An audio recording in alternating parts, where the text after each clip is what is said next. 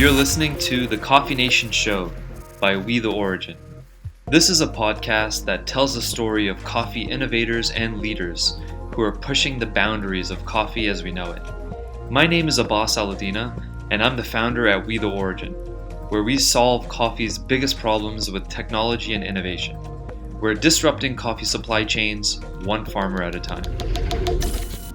Hello everyone, and welcome to the Coffee Nation, a podcast brought to you by We the Origin. I'm really excited to be here today with Alfonso, the founder at Hatch Coffee. Thank you, Alfonso, for hosting us here in your coffee roastery in Markham, Ontario. I'm super excited to be surrounded by all these cool coffee gadgets and all this awesome coffee. So thanks for having us. Thanks for being here. Looking forward. Yeah, so, as a coffee drinker, as someone who loves specialty coffee, the coffees that you guys have are just absolutely phenomenal. And this is one of my go-to places when I want to discover new coffees. So I'm really intrigued to learn a bit more about the story of Hatch and kind of the history and the background of how you got started. Just kind of share with us the journey and how you got to where you are. Sure. So, started back, I guess I go all the way back to 2009, 2010, when I started roasting coffee by hand when I was based in Africa. Built a roaster from scratch, just trying to experiment. And that first batch of roasted coffee tasted amazing, and whether it was good or not was I don't know, but it was definitely good to me, and that's kind of changed everything for me. For me, and from that point forward, I knew I wanted to get into specialty coffee, and in 2014, I had a chance to come back to Canada, and start a business, and I wanted to do something that I was passionate about, as coffee. So the whole 2014, I did plant design and then finding out, where we wanted to set up. Ultimately, I chose Markham, and it's been really good to us. I scouted a really nice facility here, bright lights and open windows in the factory. 2015, we moved in, started setting up, and took us a good 3 months to build out all the equipment. Another 3 months to work out the kinks on the lines. 2016, first bottles. We'll start with cold brew first. Was running off the line. We decided to kind of focus on cold brew for the first year, just to have some focus. We've always had this vision to be a full service coffee roastery, but it's hard as an upstart to just launch with a full product range right off the bat. So we decided to focus first, which helped us out. By the end of 2016, we were national across Canada. So with it being in a comfortable position with the cold brew, we then shifted focus back to coffee roasting. 2017, we started our wholesale business for roasting coffee, and we've been doing that ever since. So kind of in backwards progression, right? We built the plant first without selling any product. 6 months later, we started selling cold brew, and then a year after that, we started selling roasted coffee for wholesale. And then last year, summer, we launched our kind of small cafe in the front as well. Right. So a little bit differently done. And that's sort of the how we started. Yeah, no, this is inspirational, because to see where you are today and like all the different lines of business, like cold brew, roasted coffee, and now a cafe and the bottling. So you've really diversified, and just to kind of see that you started when you were still living in Africa on a makeshift roaster that you put together is very inspirational, right? And it's kind of your pursuit and your love of coffee that's kind of driven you to really build this out. Absolutely, and as fellow entrepreneurs will understand, when you build something out, it's about following your passion. For me, it was coffee, and we all come from different backgrounds. Here we have guys from IT, me from manufacturing, science background, and we all kind of connected the dots to create something that was different and unique here. And we all applied it to this. So yes, it's been good. Yeah, I actually like the diversity of your team is wonderful, and like I know a bunch of them, like Boris and Benny and and Josh. So you got a lot of accolades on your team between them with Brewers Cup, Third Wave Coffee Roasters, and you guys have won a lot of other accolades and competitions. So that speaks to the quality of the team you've put together and the diversity. When I go around Toronto and I mention Hatch or I mention the names of some of these folks, people are like, yeah, I know these guys. And when you hear other coffee businesses and professionals saying good things about a coffee business, you know that that has some weight. So and we're really thankful for the community and for accepting us and supporting us as well. And this, as we discussed earlier, kind of the nice thing about the specialty coffee community in Canada is how supportive everyone is of each other.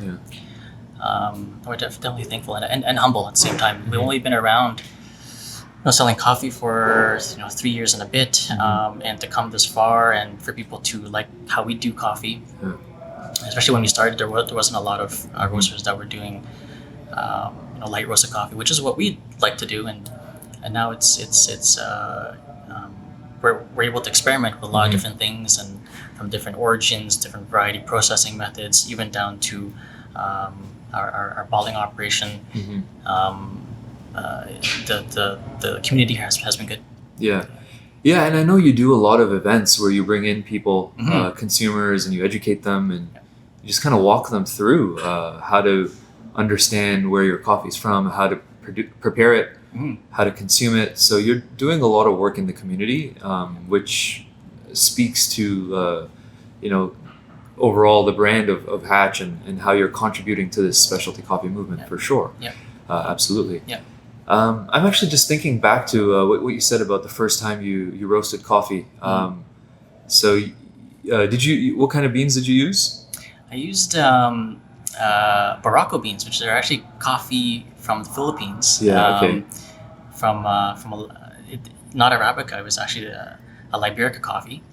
And I just had some, the expat community that we have there are from the Philippines, and my parents are originally from the Philippines.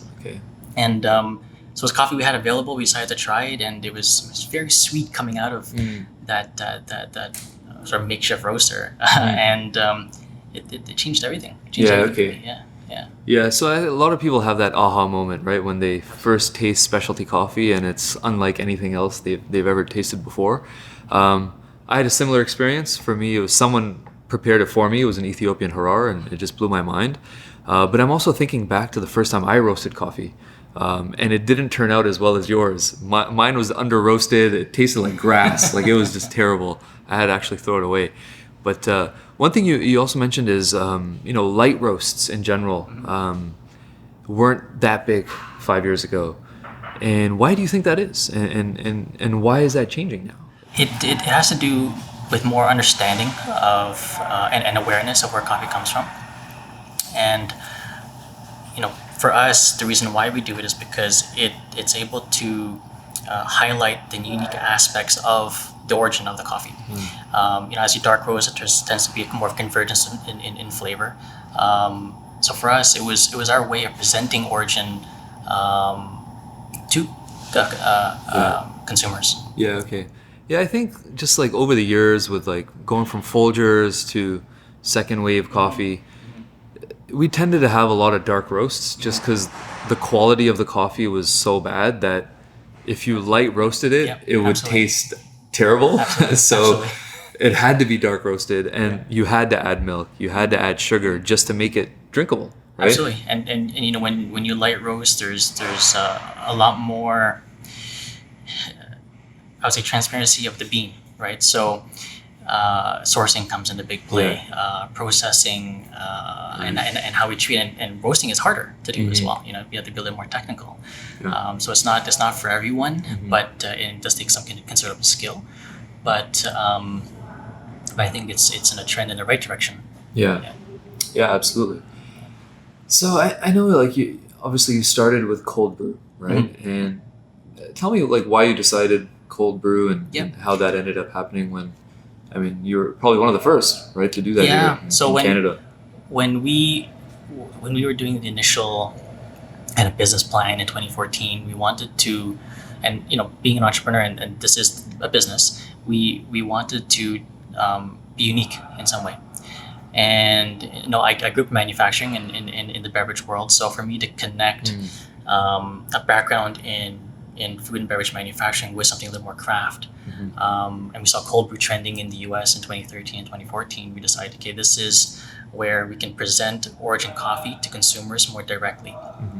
So we built out first before selling any product, invested a lot. And if you look at our cold brew that is in the marketplace, we did it by origin. Our signature blend is Colombian and Ethiopian. We have a Sumatra. We had a direct trade Colombian coffee, and the idea was to have, like wine, on the shelf in grocery stores, your different origins. And so when you turn the bottle around, you can see tasting notes. That was the idea, because everyone was launching a cold brew that was mocha, vanilla, salted caramel, and it was always the same three. So we decided to take a different approach. It's a coffee for coffee people, but it was different. It was a different approach, treating coffee and cold brew that coffee is not just coffee. When you come into Hatch, you experience that coffee is not just coffee, and I think that's sort of the way forward for specialty coffee as well. Is people getting more awareness of where coffee comes from, so they don't think of it as a commodity. Right. Yeah, and I think like another benefit of the cold brew is when it comes to specialty coffee, a lot of things can go wrong when you're preparing the coffee. Absolutely. Right? So not everyone is fortunate to have a Benny Sure. where you can call upon to help you brew a beautiful cup of coffee. So things like cold brew take away a lot of that Absolutely. extra step, And right? we're seeing. Sorry, they're just working in the back. What, you mean you got a business from it? We're seeing sort of a movement for the last several years of specialty coffee merging with other preparation styles, right? So you've seen specialty instant, you've seen specialty pods and Nespresso. Our take on that was in a bottle. Putting specialty coffee into a bottle that's cold brew is the easiest consumption. You pop open the bottle, and that's how we wanted you to taste it. So Can't mess it up. Can't mess it up. And now with their newly released concentrate, so now you have more in a bottle. So that was essentially our take on it. Yeah. And this is making it easier for the average consumer to jump into specialty, because you don't need a grinder, you don't need one of these devices here. You just pour it into a glass and drink it, or if it's a concentrate, mix it. Absolutely. And you can do that hot or cold, right? With the concentrate. Absolutely. Yeah, no, that's exciting. Really interesting to see where this goes in the next couple of years, because more and more people are becoming aware of specialty and they want to try it. They just don't have all the gear, and this makes it a lot easier for them to basically do that. So quick, I know you guys set up, a lot of equipment and kind of took a very professional approach where you made sure everything was ready before you opened the doors. Absolutely. What was like a big challenge that you faced, and how did you overcome it? There's a lot of challenges. Initially when you're setting up the business and Every day is a challenge. every day is a challenge, and especially coming in from Africa, coming here, our network was small, so having to rebuild the network of buyers, especially in the retail space, which is tough. One of the biggest challenges for us was just the retail space. We sold product in 2016 on grocery shelves, and we didn't realize that grocers took so much margin. And we wanted to be at an affordable price point for consumers, basically moving specialty coffee into more people's hands. So that was a pretty big challenge for us, and distributors take another large chunk. So that was something that we had to pivot really, really quickly on pricing and sourcing and scale. Right. And it just there's a lot of back end headaches in setting up equipment. Right. Machines going down initially, and not rated for this weather, for example. So it was a lot of growing pains. Right. But now we're in a comfortable position. It's a well-oiled machine, I would say, and the biggest challenge now is, at least for the balding side, the market has shifted, and we mainly do bottles here, and it's shifted to cans. And we will have capacity for that later this year. So we were able to pivot again on the bottling side. I mentioned earlier, when we first launched in 2016, the majority of our cold brew operation was our own branded products. That has now shifted mainly to private label. So the majority of the volume in our beverage unit is private label. Right. Okay. So being able to pivot quickly helped us a lot. Right. But now, as a business as a whole, the majority pre-COVID was wholesale, which is down, and so it was part managing different business units initially, Right. which is why we focused on cold brew first. But we had developed a pretty robust wholesale program, bringing in Mind Figures oat milk, for example, and our own coffee program. But that we're now being tested again with COVID, and we're actually thankful that we had a diversified business because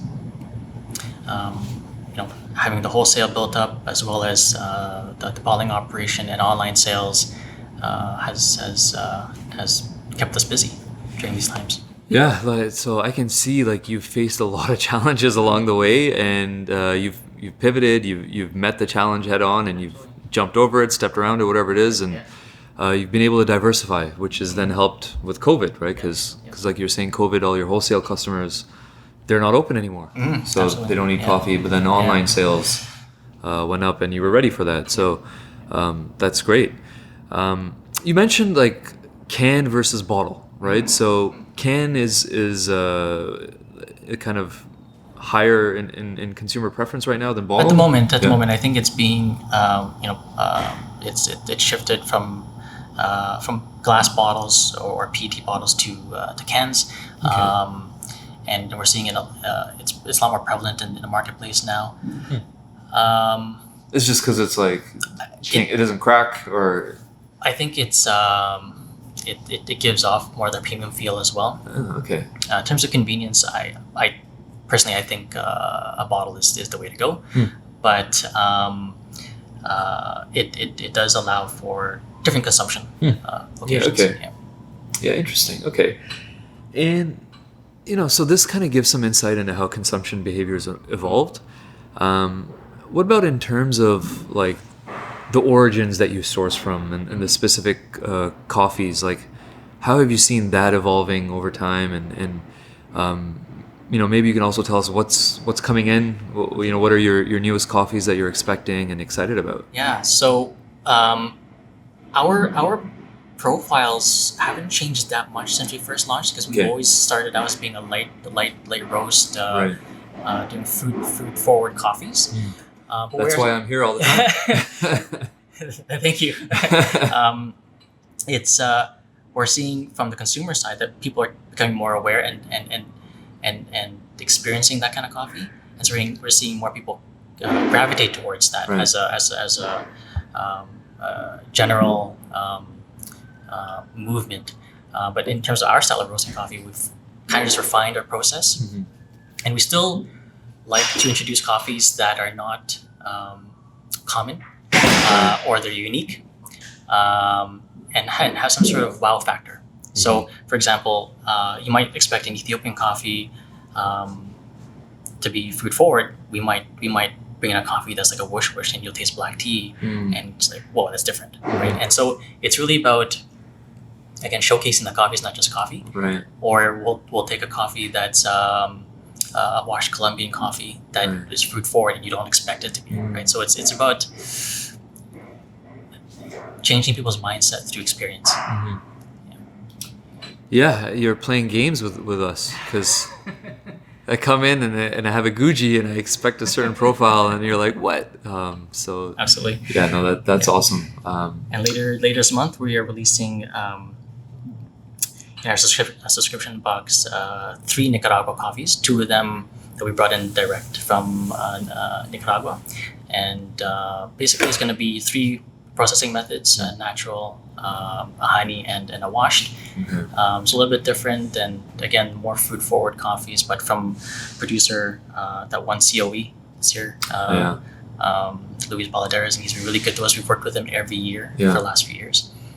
Yeah, just cup of excellence, just in case someone doesn't know what that is. So if you win that, that means your coffee is incredible, and you guys are bringing that in. Yeah.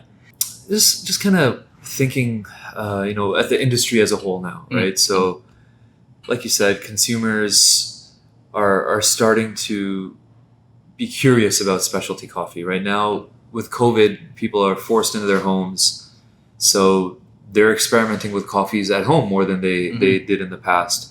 And from our community at We the Origin, we're hearing that home brewing is on the rise. People are curious; they want to learn, and the whole conversation around the sustainability of coffee. So, if I'm buying coffee to brew at home or wherever it is, I want to buy sustainable coffee, right? And just want to know what your thoughts are about the current industry and the state of sustainability when it comes to coffee. Where are we? What do you think? And what should we be doing? How can we improve the sustainability? Yeah, it's I don't have an answer, and I think if we did, things would be a lot better for the whole value chain. But I think there's part of it is education. Yeah. And sustainability has to happen at all levels, right? From producer all the way down to end consumer. And so from an education and knowledge perspective is,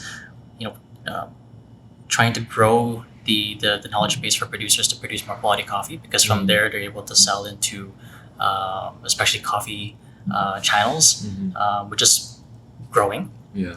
And then to us to present those coffees to consumers and make sure that we don't, destroy that value, but also showcase that there's really high quality coffee that the producer worked on. And then the end user, the consumer, we can't tell consumers what to do. We can only educate them. Yeah. And pre-COVID, we were holding 2 workshops a month here, brewing workshops, and the first part of that is essentially a coffee 101, where we go through some basic background information on coffee and specialty coffee. And with that knowledge and education, people become more aware and interested where the coffee is coming from. And from that awareness, people are now seeing that coffee is not just coffee, that it's not commodity coffee. And with that, there's potentially a higher price. Right. And as they get more accustomed to spending more on a cup of coffee or a bag of coffee, that translates down all the way down to the producer level. Right.